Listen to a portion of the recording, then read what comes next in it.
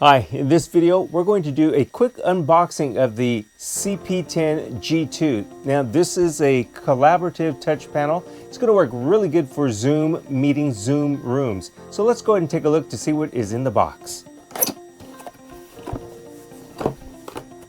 Everything is of course packaged really nice. I have a bracket here. It's going to be a very simple setup. And in fact there's not much to this in the box. We have this.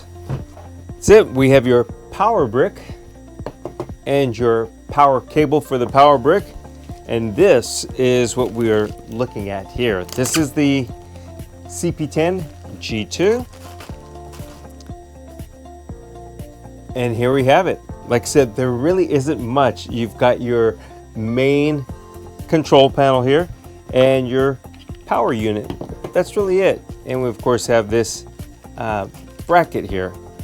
So you do have a PoE plus, which makes the connection very, very simple. So this is going to be power and it's going to be able to control your cameras as well.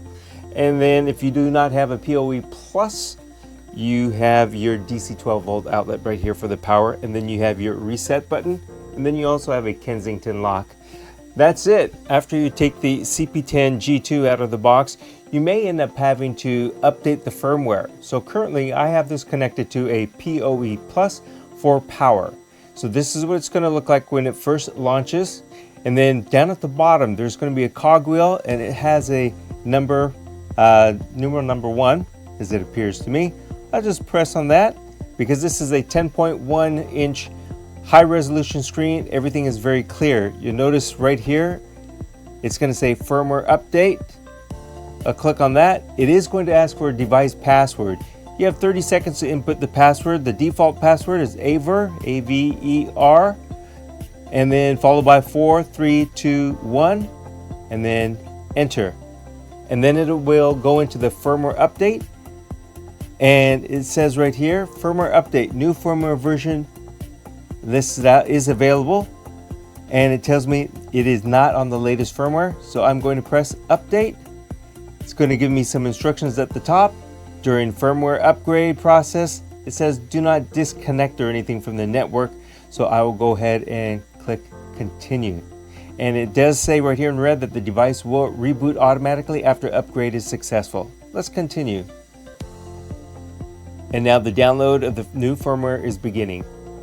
While we are waiting for the firmware to download and to update, as I mentioned, this could take several minutes. In fact, it'll take quite some time. I'm looking at the gauge here and it's going relatively slow. It's probably because of my network right now.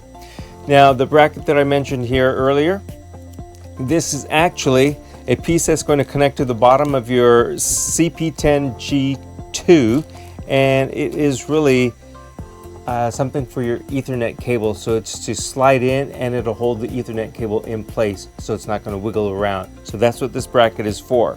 The CP10 G2 is meant to control Android video bars through the Ethernet cable connection.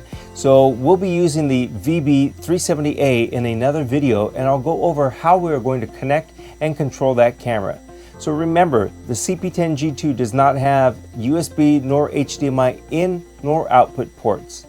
Alright, so the upgrade of the firmware just took place and is finished as it says here. Firmware update complete, and we can go ahead and press done. Now it did take approximately 20 minutes on my system. So now we have everything all set up, and you notice that we do have one additional function or control right here. It says BYOM controller. So there you have it, updating the firmware of the CP10 G2. Very simple process. Thanks for watching and please return again for more videos.